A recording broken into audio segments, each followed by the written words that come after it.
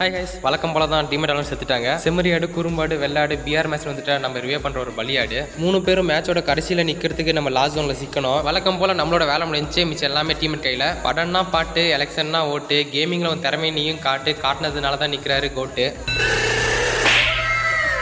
எப்படி ஃப்ரெண்ட்ஸ், திறமையை காட்டினாரா? நம்மளோட ஸ்கோர்ல ஒரு மெயின் புள்ளி கோட்டுன்னு சொல்லிக்கலாம். ஏன்னா ஒரு அடிக்கிற அடி அப்படி இருக்கும்.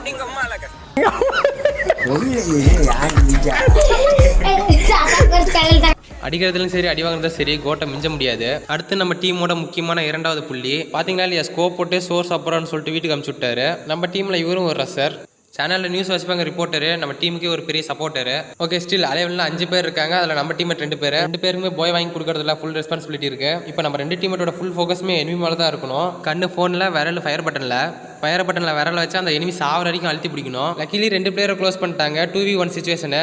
இந்த இடத்துல ஒரு சிங்கிள் ஆப்பர்ச்சுனிட்டி கூட எனிமி நம்ம கொடுக்கக்கூடாது. எக்ஸாக்டாக ரஷ் பண்ணி அவனை முடிச்சே ஆகணும். ஃபைனலி சப்போர்ட்டர் சவுந்தரபுரம் நம்மளுக்கு அடிச்சு போய் அவன் எடுத்து கொடுத்துட்டாரு.